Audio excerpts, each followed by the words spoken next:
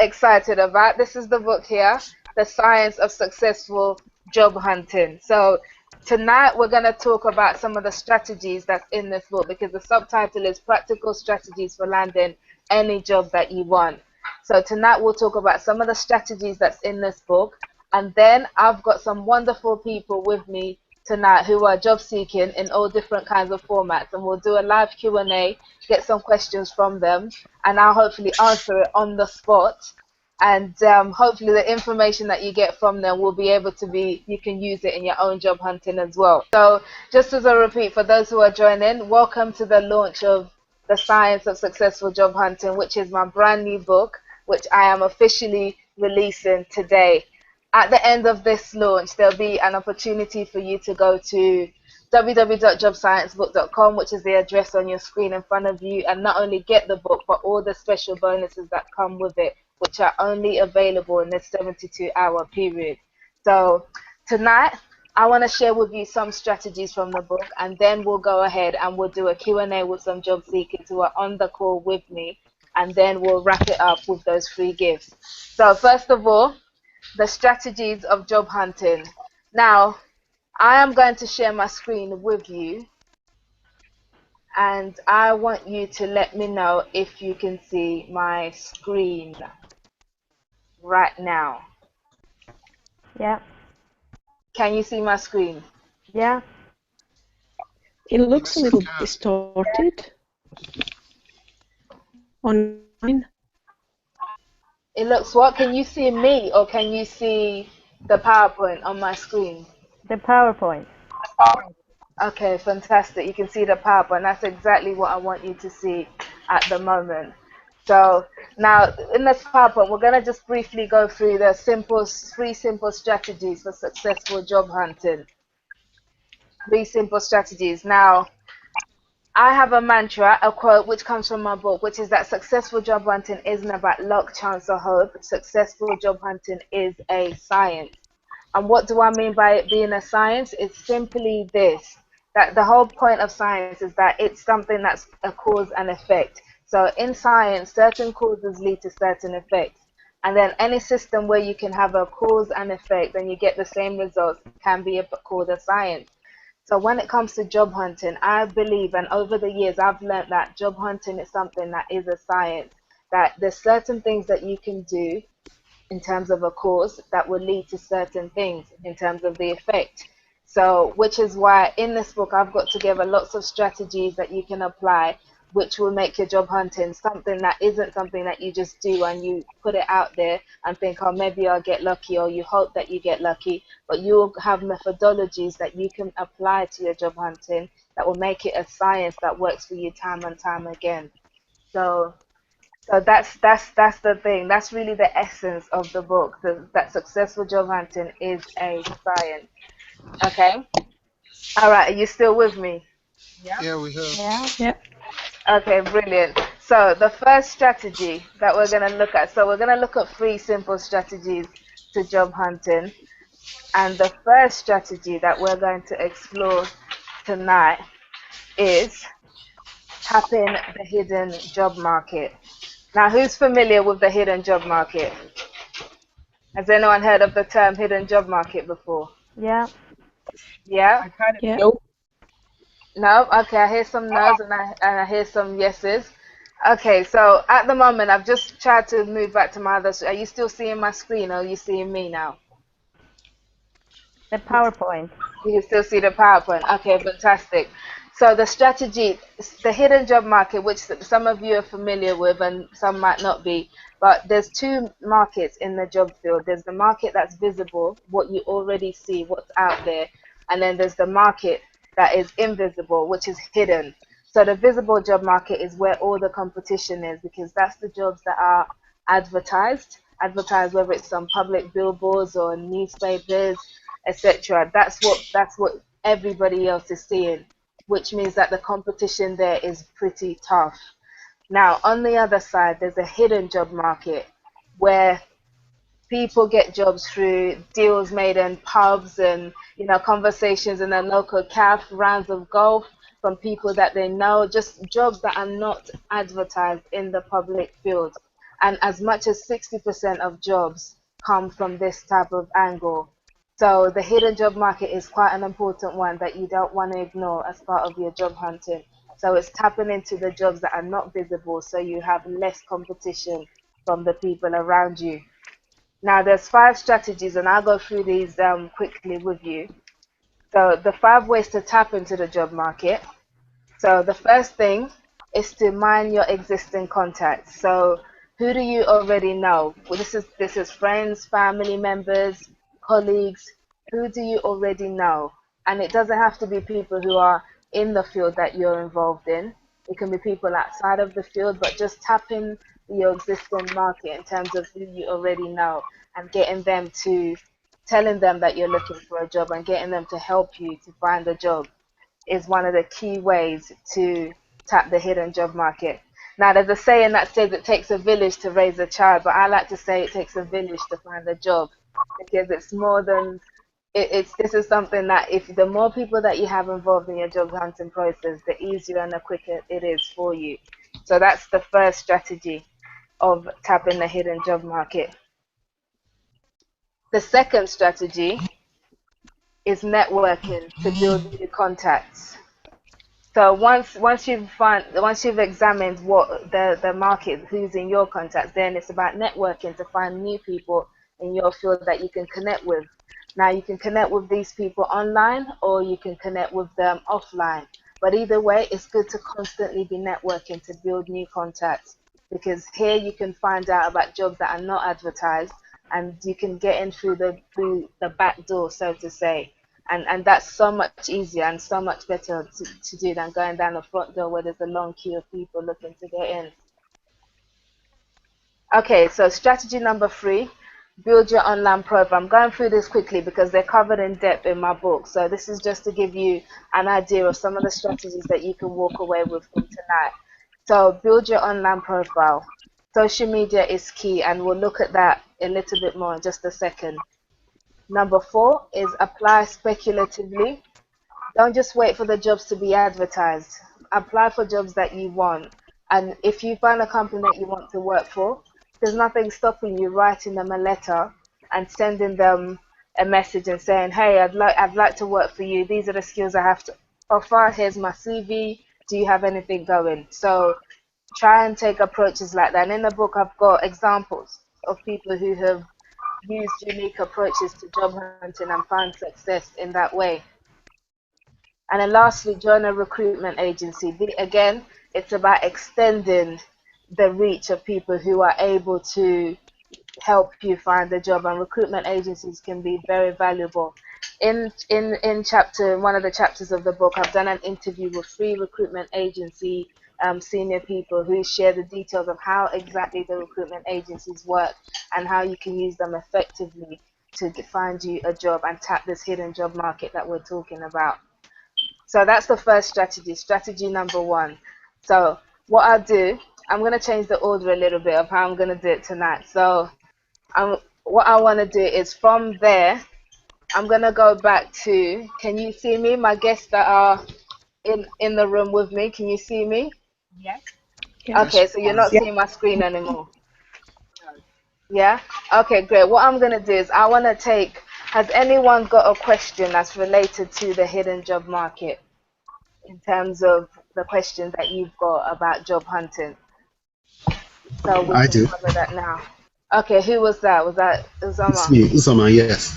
Okay, so just a quick introduction. Tell us a little bit about yourself and your employment background so far, and then you can fire away with your questions. And my background is in finances. I did over a decade in banking and finance. Then I came out from that when there was the market downturn with the credit crunch, and I was out of work for a total of 7 years looking for work. Then I got a contract recently in social media, and then unfortunately they let me go after 3 months. So I am back looking for work now. So that's a short answer. Okay, great. So what was your question in relation to the hidden job market? You talked about recruitment agencies. I kind of find recruitment agencies a bit almost like flirtatious women, in the sense of the fact that they when they want you, they've got lots to say, but if you don't make it through to an interview stage, or if you don't, if you don't hear from them, it's like they've forgotten completely who you are in a matter of days. So you said join a recruitment agency, but how do you build a relationship with a recruitment agency, or a person at a recruitment agency, that is actually having them working for you? That's a very good question, Isoma. And yes, and we do cover that in the book in terms of in the chapter where it talks about recruitment agencies. And that's one of the complaints that people often have about recruitment agencies, the lack of commitment sometimes that you get from them. But the key is to find a recruitment agency that's directly related to your field, the field that you want to get into, so then that they know, because what their job is to sell the best candidates into roles. Now if you're quite a good fit for what they're looking for, then it's the onus is on them to work harder to place you into a role, because when they do place you into a role, guess what, they get paid. So it's win-win all round. So you get a job, they get paid, and then it makes them look good because they're placing quality candidates into roles. So first of all is to make sure that the agency that you're using actually represents your interests well. And then the second thing is you mentioned about individual, and it really does differ with agencies, but if you have an individual in the agency who's your personal agent, build up a relationship with them. So in the book, again, with the interview I did, they recommend checking in with them every so often, maybe about once a week, even if you haven't heard from them, just, hey, how you doing, anything going, keeping them updated and developing that personal relationship with them, because again, that makes them think of you. Because sometimes people join recruitment agencies and then they don't contact them, or they wait for the agency to get in touch with them, and they may not hear from them for weeks or maybe months, and they think, well, that's a waste of time. But I think the onus is on you also to make it a two-way relationship as much as possible. And if they're on LinkedIn, there's nothing stopping you from connecting with them on LinkedIn and then keeping up that relationship from there on LinkedIn or Twitter or on any other social networks. So does that answer your question? Yes, that was great. Thank you. Okay. Okay, brilliant. That's good. So does anyone else have a question around this subject before I move on to the next strategy? Okay, good. All right, we can do that. So for those who are joining us, hello. This is you just joined the Science of Successful Job Hunting book launch online hangout, and at the moment we are going through some simple strategies for successful job hunting. And I've got 5 wonderful people with me who are looking for jobs in various capacities, and will talk through some of the questions that they have and give answers that will hopefully help you in your own job hunting. But the most important thing to remember is at any point during this call, you can go to www.jobsciencebook.com for details about the book and to get all the bonuses that's related to the launch at this moment. So don't miss out. But I'm going to share the strategy number 2 of successful job hunting. So I will share my screen one more time again. So just give me a second and we should be back where we were. Okay, so can you see my PowerPoint? Okay, good. So we've just covered how to tap the hidden job market by these 5 ways. Second strategy of successful job hunting is to use social media. Now, the very fact that you're on a Google Hangout actually tells me that you must know something about social media. So that's good. You can all give yourself a pat on the back because that's great. Or if you're watching this on YouTube afterwards, that's a good start. But social media is becoming increasingly important in job hunting these days because employers use it not only to find candidates, but they also use it to screen and eliminate candidates as well. So there are 4 in particular that I recommend for job hunting. Number 1 being LinkedIn. LinkedIn, by its very nature, is a professional network which was started in 2002, but the whole idea of it is a professional network where people can connect with one another and build business relationships which will lead to jobs and other things. So that's why it's number one for job hunting purposes. You can use it to expand your networks, connect with recruiters, follow companies, join groups that have similar interests to you so you can stay up to date with what's happening. So I cannot recommend it enough. And in the book, we talk in detail about how you can optimize 5 ways to optimize your LinkedIn profile so you can get the best out of it. Now, number 2 is Twitter. Now, lots of people, unfortunately, I come across in job hunting say, oh, I don't know, I haven't got time for Twitter. I don't want to be tweeting away what I've had for breakfast. I don't know what people do and they're wasting time all day. It's not true. There's so much value to be got from Twitter, that you can get from it. And it's all about knowing how to use it well. So just 3 things, for example. Twitter allows you to have direct contact with employers. Now, before Twitter existed, you had to go through, if you wanted to reach a manager or a CEO of a company or something like that, you had to jump through obstacles. Pretty much, you go past a PA or receptionist person who don't want you to get access to the head person. So they will do all they can to make it difficult for you. But now, managers, CEOs are tweeting. They're outside, they're out there trying to build their brand and their company image, and they are tweeting. So you can actually connect with them directly through mediums like Twitter where you couldn't before. So that's a really good thing. And of course, you can use Twitter to find jobs by using various hashtags. You can type into the screen and it'll help you to find jobs and even help you to find the people who are posting the jobs. That's a useful asset to have. In the book, I talk about so much more things you can do with Twitter and then ways that you can use your Twitter to find a job, including an interview with a young lady who managed to carry out a whole Twitter campaign that helped her to get a job and got her from Austria to London via Twitter. So that's something to look out for. Now, Facebook is a third one. Facebook does more harm than good if you don't know how to use it properly, because we hear of stories of so many people who've lost their jobs through Facebook, and also there's other people who potentially could have lost jobs that they don't know about just because of things that you post, your pictures, all of that matters. So it's important to be careful what you post because employers are looking at your Facebook. In fact, a recent survey said as much as 90% of employers actually check people out online, and Facebook is one of the places they go to see what your profile is saying and if you've got any incriminating pictures that would disqualify you from the job. So make sure that your Facebook is in good order.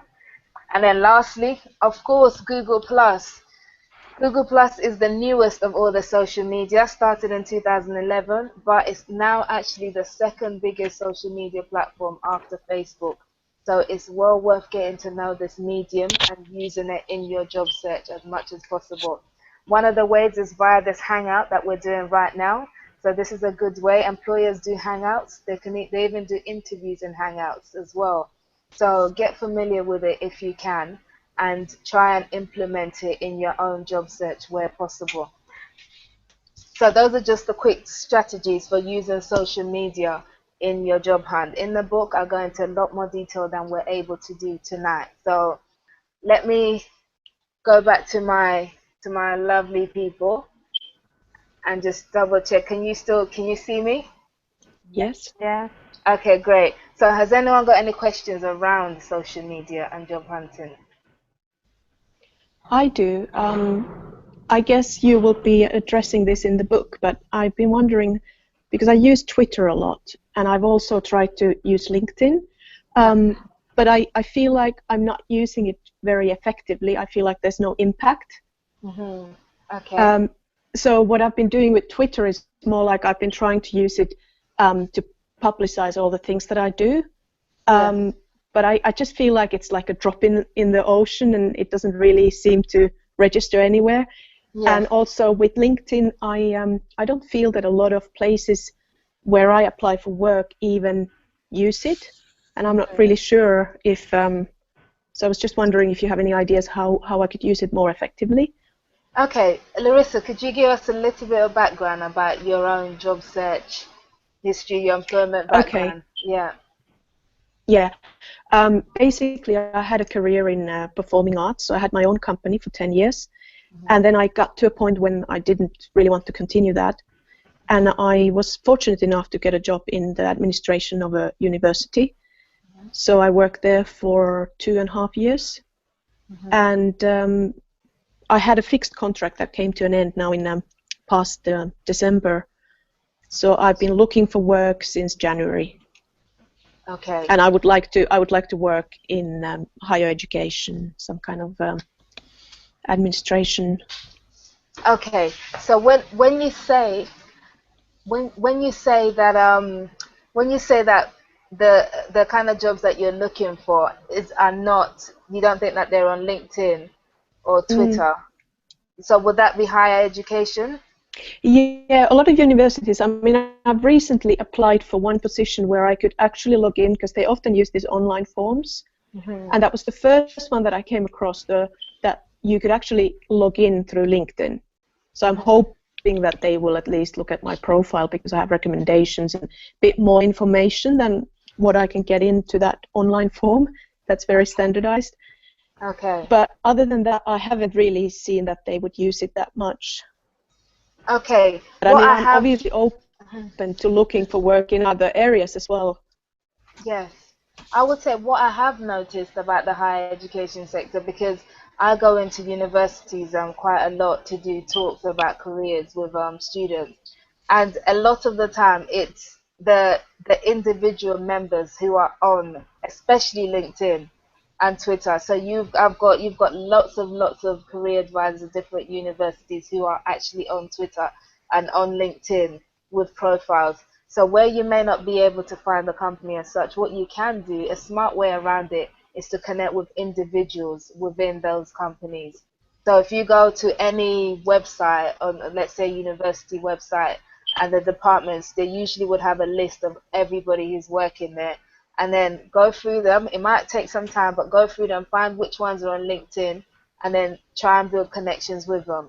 Now, obviously, LinkedIn doesn't let you contact people at random because it's got all these barriers. But one small tip that I use that's quite effective is when you go on and view somebody's profile, the natural thing for most people is to come back and view your profile and say, well, who's this person?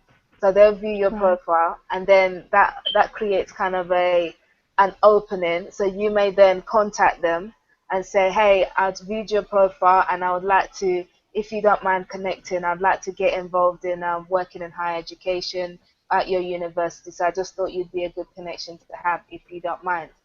So more often than not, they would say yes, and then they'll connect with you. And then once you're connected with that person, you will then be able to see who else they're connected with in terms of their first degree, second degree connections. And that will lead you into a whole network of higher education people that you may not have found beforehand.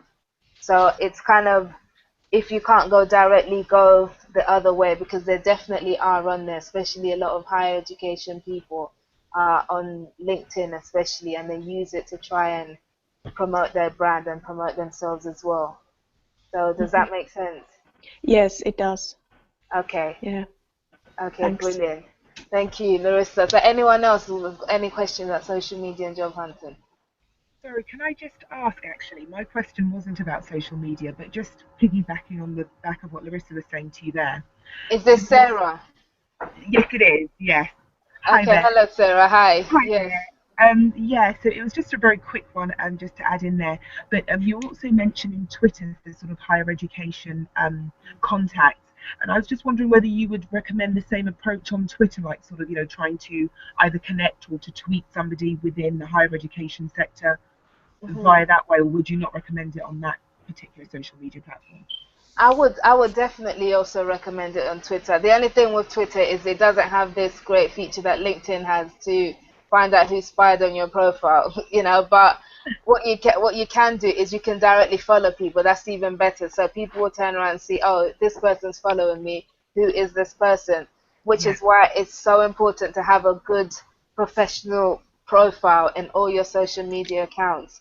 So if they've turned around and they've gone to check you out and it says I don't know, Sarah, cat lover, London. That tells them nothing about you. and that's the Right. potential. And I've seen this. I've seen people who have things like that. I'm like, why are you killing yourself? You're not telling me anything. So it's just have a profile, a nice short summary of who you are and what you're doing. Maybe you could even say currently seeking work in higher education, for example, and have that as your profile so that whoever views your profile knows what you're about and then they can think, okay, maybe that's why this person wants to connect with me. So I Yeah. would definitely recommend that approach. Follow people, and as you follow them, engage with them as well. So if they tweet, then engage with it. Not all of them, because then you look like a stalker. Yeah. Don't reply to every tweet, but just engage with them every so often, and then just after a while, you start building relationship, and then it breaks down the barriers. So when there's actually a job and you want to go in for the kill and say, "Hey, would you like to consider me for this position?" Yeah. So yeah, that would work too. Yeah. No. Brilliant. Thank you. Okay, brilliant. So, okay, there's one more strategy I want to share before we then open up the full floor for Q&A. So again, welcome. We've got some new viewers joining us. So welcome to the launch of The Science of Successful Job Hunting, which is my brand new book, which officially comes out today, and which you can get from Amazon at the moment, from Amazon and a few other bookshops, but it will be everywhere over the next few months. Absolutely, I guarantee you. But you can go to www.jobsciencebook.com to find out more about the book and the special bonuses that come with it during the launch period. So we've been sharing 3 simple strategies for successful job hunting. We've looked at tapping into the hidden job market. We've looked at using social media in your job search. And the third strategy that I would like to share with you, which I will share my screen one more time, is, oh, I forgot, be consistent on social media. That's the final message.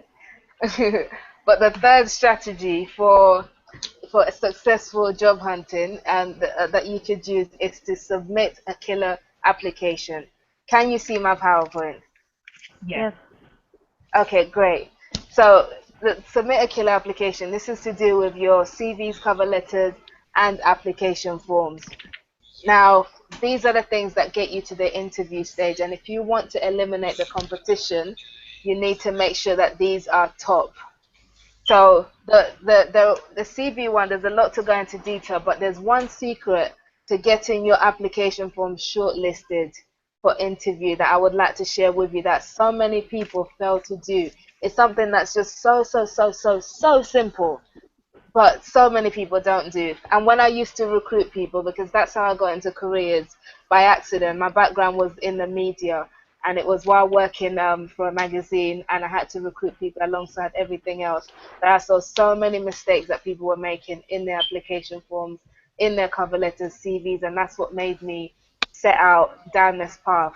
By accident, 8 years later, it's become the key thing that I do. But the number one secret to getting shortlisted from application forms is very simple. It's it is to address the job requirements. That's it. Address the job requirements. If an employer spends their time putting together an application form, so much thought goes into, okay, this is what we want, this is the kind of person we want, this is what they'll be doing. The least you can do as a job seeker is at least address what they've put out on the application form.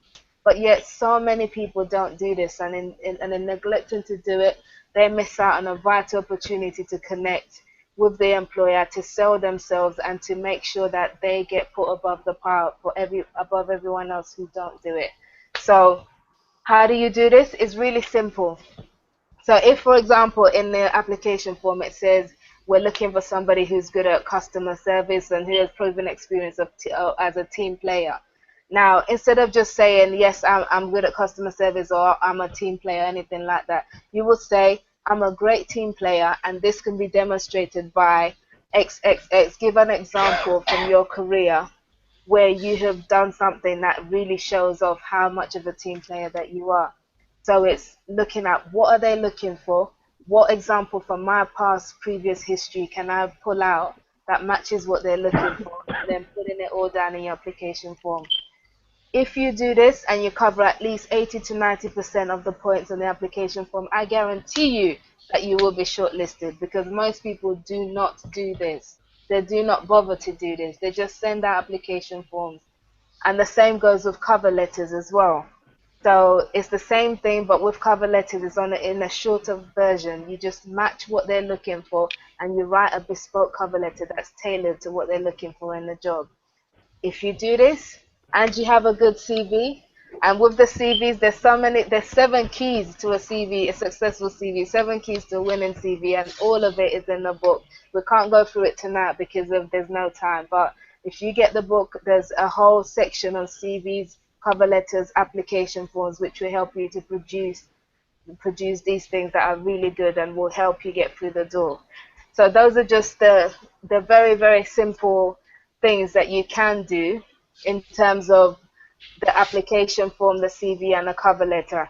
So what I'm going to do now is stop sharing my screen, and I will go back to you guys, and we will take some general question and answers from the lovely people that are on this call with me who haven't had a chance to speak just yet. So let's start with who hasn't had a chance to speak. Okay, I have a Taiwo. question, please. Yeah. Okay, yeah, just introduce yourself, please. Okay, Taiwo is my name. I have a career in information technology so far, Mhm, but the course I did was in school was electrical electronics engineering. mhm, In the past 4 years, I've had to work in the information technology industry as it is, but presently I'm considering a career shift back mhm, to power engineering or power systems engineering, as you may want to call it. mhm, Um, my question had to do with the last strategy you mentioned, which is the place of putting up what you have in your CV or in your cover letter or something like that to reflect what the company is requesting for. mhm, In a situation whereby you are not really too experienced mhm, in that field, the bulk of experience you've had is in something different from what you want to go into now. mhm. How will you advise such a person to at least go about doing that? Um, it's more of what the company wants, but you don't really have that now. How do you tailor what you have now to what the company is asking for? Okay, that's a good question, Tawa. And I think the first thing I will say is, as hard as it is, when you're looking at applying for a job, try and look at jobs that at least you match at least a good, I would say, 50% of the criteria, because especially because of the competition in today's day and age, employers tend to look quite high at, okay, who matches as much of the criteria of what we're looking for as possible. So if you can hit 50%, that's a good start. You can go ahead and apply. Now what you do in terms of matching your skills to what they're looking for is match your skills to what you're looking for. So if you don't have the experience, but you've got transferable skills from one sector that you can use in that other sector, now you have to communicate this in your application. So, for example, there might be things you've done in your IT background or that's related to the engineering or something, but give examples where you can apply an experience which utilizes the same skill that they're looking for, but it's just within a different realm, and apply that to what they're looking for in this particular role. But it's important to give examples where possible. So, does that make sense? Yeah, it does. Yeah. Yeah. So the key thing really is thinking through it and thinking, okay, so they're looking for this. I don't have direct experience. In fact, recently we had, because I run a CV makeover company as well, cvmakeoverexpert.com, and we had a young person who was graduating and wanted to work in a particular field which they didn't have direct experience for. The first thing to do in situations like that, A, is to be honest, especially if you meet all the other criteria, and there's one of the questions they might say, we're looking for somebody who's got particular interest in this field or experience in this field, and if you don't meet that criteria, say that even though I don't meet this criteria, I have the passion for this industry, and I also have the skills and experience that meet the rest of the criteria, as you can see below, and then go ahead and hit high marks on the rest of them. So if overall you hit a lot of the other criteria and you do it really well, and it's just one or two that you may not meet, the employers are more likely to to look favorably on your application and say, okay, this person has got potential and we can develop and work with that. So it's not the end of the world if you don't meet 100% of the criteria. Okay. Yeah. Okay. Thank you, Tawa. Anyone else got any other questions? Yeah, I do. Hi, This is Christina. Christina. Hello. Hi, so I'm from Spain. I used to be a barista in Spain, a lawyer, and then I came here to study a master's degree, Human Resources Management, and now I'm looking for a job in human resources. So what I found out, or what I noticed in the different interviews that I attended, is like just as every country, because in Spain it's the same thing. When you're competing with people from that particular country, in this case, or people from here, from Great Britain, of course they are gonna prefer somebody from here rather than somebody from a foreign country with international experience. So my question is, what would be your best advice for an international job seeker like me? Okay, in terms of competing with people who Yeah, are from here, yeah, I think what I would actually say to that, I know that in certain jobs maybe they'll prefer somebody from here, but I think it's about making your international experience work in your favor and okay, using it as an asset as opposed to something that's a downer. So it's about turning it around and doing it positively and saying, I have international experience as well as local experience here, so I can communicate with a wider audience. I can serve clients from a wider field than somebody who, for example, has only had experience in a British market. So I think it's really about you turning it into an asset, not only in your CVs and in your application forms, but also in interviews and saying to the person who's interviewing you that, listen, I have international experience and this gives me a wider perspective than somebody who hasn't been outside this realm. And I think that makes me an extra, that adds extra, it gives me that extra something for your job. And I think in particular, if you look for work in organizations that have branches maybe outside of London, yeah, outside of the UK as well, they look favorably on things like that because they're looking to go international and stretch far and stretch further. And then somebody like you who's multilingual in that way, not just literally, but also in experience, will be a yeah. real asset to organizations like that. Okay, thank you. Okay, thanks, Christina. Anybody else? Precious, did you have a question that you wanted to ask?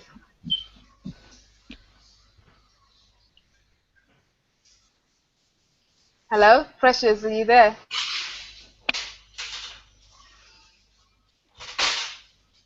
Okay, I think we might have lost Precious and audio. Sarah, are you still there? Yes, actually, I do have a question, if you don't mind. Okay, great. We can take a question from you, Sarah.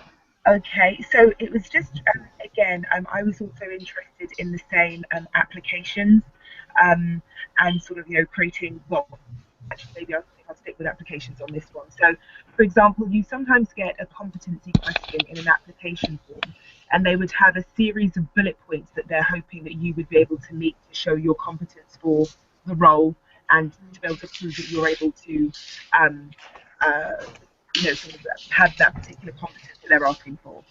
And so I'm just wondering, when you were saying to have an example for for your answers, I'm wondering, do you have to have an example that proves each of the bullet points that they're asking you, or do you just mean generally have an example to say that, for example, here's how I can prove I have communication skills.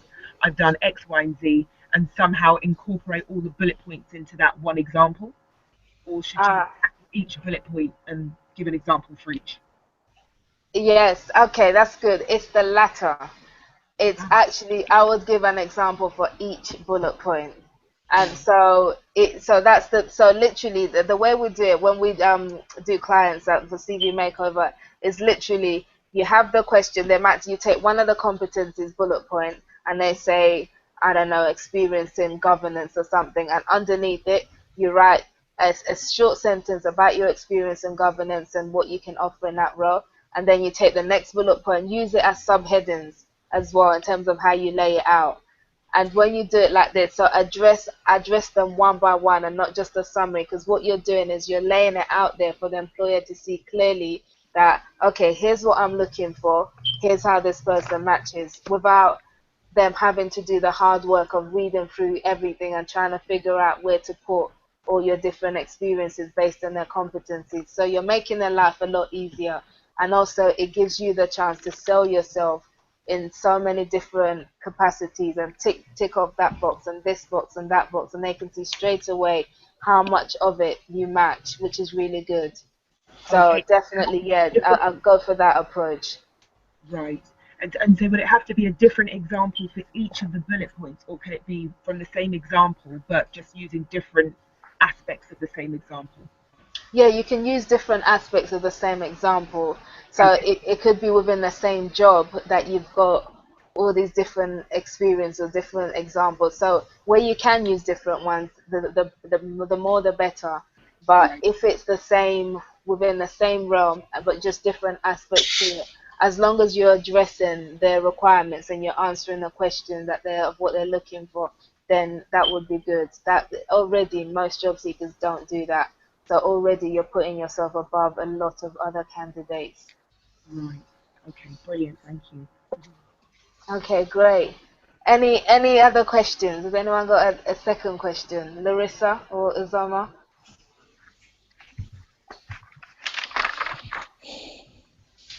or Taiwo? I think we've lost Precious.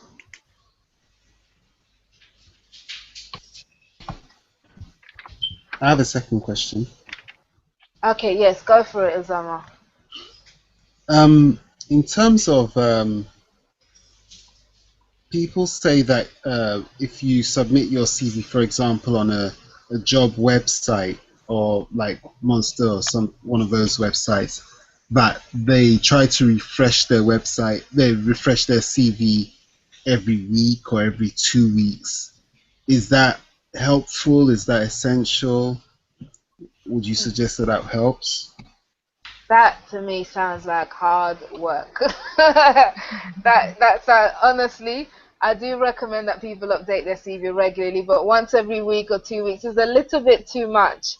So, but I think the idea of that, it comes from people wanting to tailor their CV to match specific jobs that you're going for. But the general advice that I give people is tailor your CV for the industry that you want to go for and for jobs within that particular industry. So if it's performing arts, it's your CV, everything about it says performing arts. And if it's social media, as you are, then it's all about that.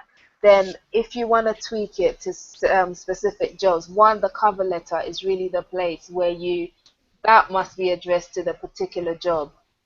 And then two, if you want to change somewhere, the personal profile part of your CV is a bit you can do a quick tweak on, especially if you're using job boards, because with job boards, it's before it gets to a human being, it goes past the computer.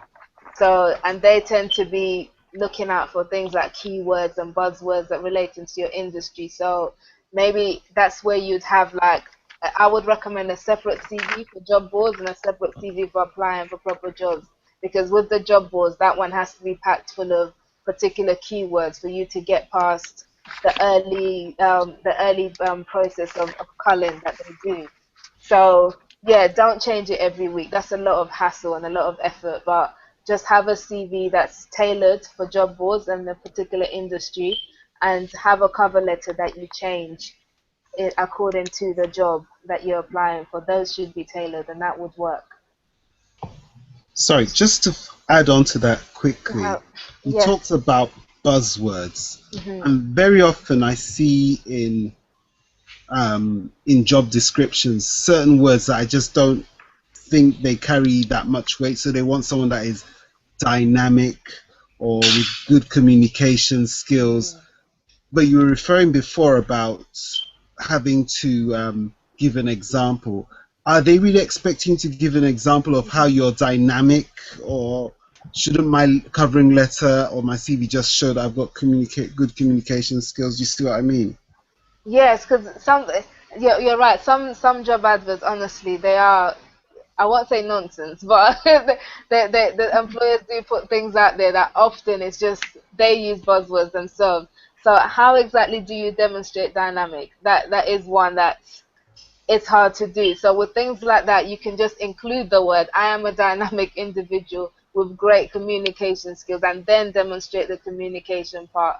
So where you can demonstrate, do. But so yeah, you would be demonstrating. You talk about how your communication skills and what you've done there. So dynamic, maybe that's something that could do with the energy that you bring to a team, or and that's something that you can probably demonstrate but from the voice on your cover letter, how you come across in your cover letter, and then if you get to the interview stage, it's something you can also demonstrate there. But yeah, there are certain words that are hard to demonstrate. So the idea isn't to make sure that every single word on the application that you've got an example for, but just generally as a collective, they will have usually a statement that's a collective statement that you can group into different things that you can then go ahead and give examples for.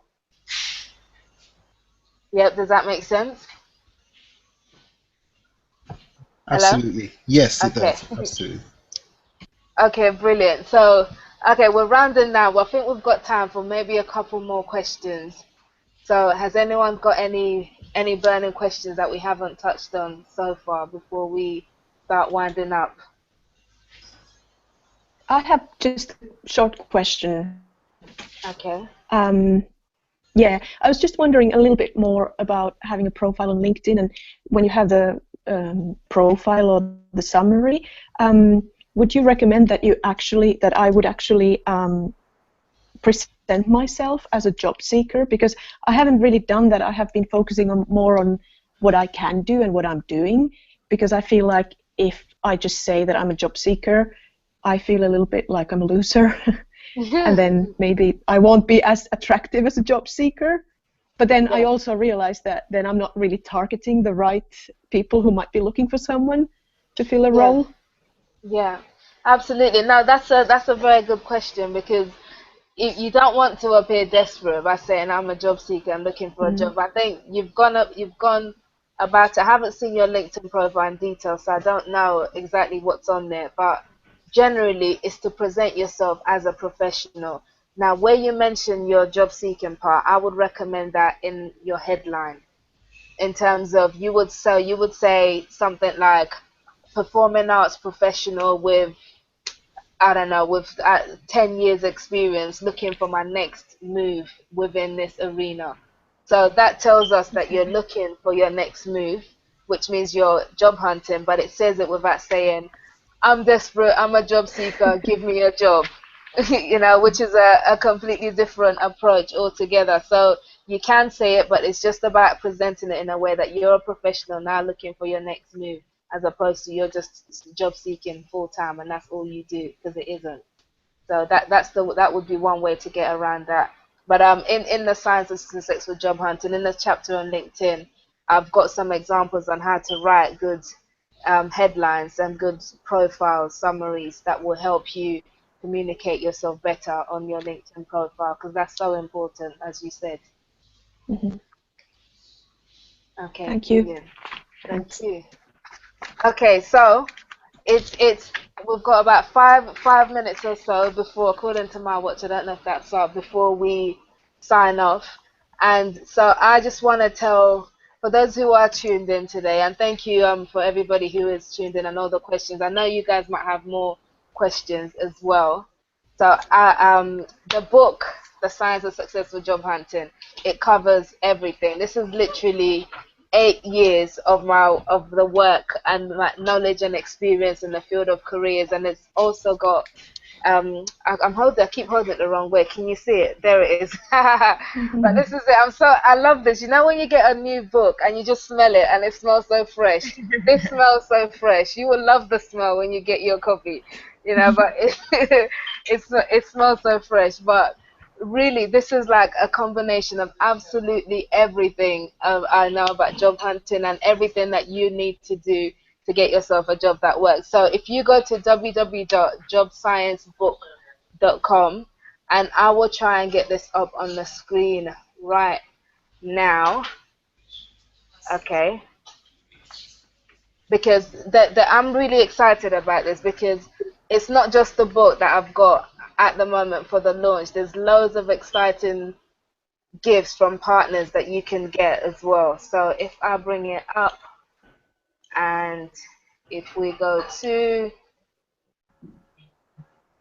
www.jobsciencebook.com.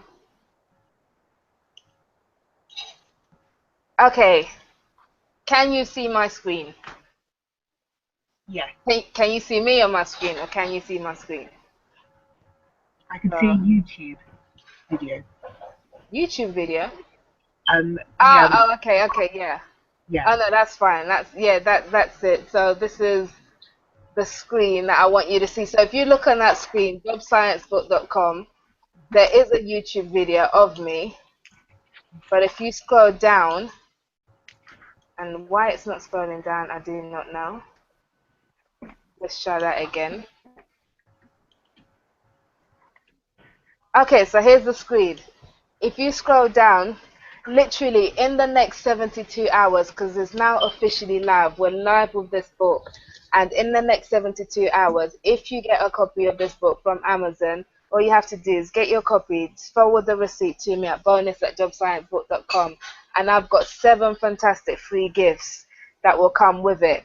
Now, I've put together a screencast tutorial on how to create a winning CV from scratch, which is it takes you through it step by step on what you can do. If you already have an existing CV, it'll show you what you can do to improve what you have. So you can have a CV that looks good and reads good, and you can do that from scratch with my tutorial. And then I've got some wonderful partners who are involved with me. So on the page, I've got Dion Johnson, who's one of a professional women leadership coach and mentor, really top woman with lots of amazing things to say. But she's got this 45-minute recording on the 3 biggest mistakes that job seekers make, which you can avoid, and that will be thrown in as well as part of the bonus offer. Margaret Booge, a wonderful lady. She's one of this woman knows everything about interviews, and she's seriously good at getting people jobs. So she's got an e-guide called How to Land That Job, which will give you all the top secrets to get the job that you want. This is available absolutely free of charge as part of the bonus for my book launch. And on the page also, you've got the lovely smiling David Schindler. Now he's an expert when it comes to employability. What is employability? This is what employers are looking for, things that make you stand out and make you more successful in your career, as well as not just in your job hunting, but also in your career. And he's got an amazing book out, which is making free on Kindle just for the duration of the launch. But you can get that with the book as part of the bonuses. Jenny Garrett, Women's Coach of the Year 2014, a 30-minute webinar on your leadership story so you can discover and articulate your own uniqueness in the workplace. So this is something you don't want to miss. And I know some of you, Sarah, I think in particular, you're also in my HR, and for anybody else who's involved in HR or related field, you can get free membership to one of the fastest growing professional networks. Now, I've done some workshops with them, and they are absolutely brilliant organization, and they're great for connecting you with top people in the field of HR. So you get free membership of that, as well as free entry to one of the events that you attend to. And then last but not least, Dr. Louise Frankel, who's one of the top international speakers and leadership gurus. She wrote Nice Girls Don't Get the Corner Office. This is a book I absolutely recommend, not just for girls, although it's really good for women if you want to progress up your ladder, but guys can benefit from it as well. I read it, it's an amazing book, and she's an amazing author. But she is offering a 1-hour career coaching session as a prize to one lucky person who get it as part of this whole job launch. So if you got the book alone, my book by itself will double your knowledge, in the whole field of job hunting, and you become a master of job hunting just from getting my book. But just as a special bonus launch offer, I've got all these other 7 things as well. And all you have to do is go to Amazon and order now. And you will also get a free copy of the ebook with the print book. So remember, it's only 72 hours, okay? The window is only open for 72 hours. So if you want it, you have got to be quick and get it. Yeah, if you know somebody who needs it, tell them about it as well and just spread the word because this is going to be an amazing, amazing, life changing book. At least career changing, if not life changing. But your career changes your life, right? So Sure. go get your copy of this book and please spread the word because it's only available for 72 hours. www.jobsciencebook.com. Yeah. So that's it. It's now 8 o'clock, and we have officially launched the Science of Successful Job Hunting. Woo! Thank you, thank you, thank you, thank you so much, everybody who's tuned in to view it. And thank you to my wonderful guests, Christina, Sarah, Taiwo, Uzama, and Larissa Precious as well, who we lost at some point. But thank you so much for coming on board the school and making this a wonderful experience because this is actually my first time doing a Google Hangout and it hasn't gone too badly. So I'm quite pleased. So thank you so much for your help in making that happen. Please connect with me on social media if we're not already connected. And please tell everybody how the launch was and spread the word about the book and the website and everything else. And let's go get you that job that you want and stay in touch. So thank you for viewing. And it is a wrap from us. We are no longer live as of 10, 9, 8, 7, 6, 5, 4, 3, 2, 1. We have finished. Thank you. Thank you. Thank you for your Thank time you. too. Thank you. Well done.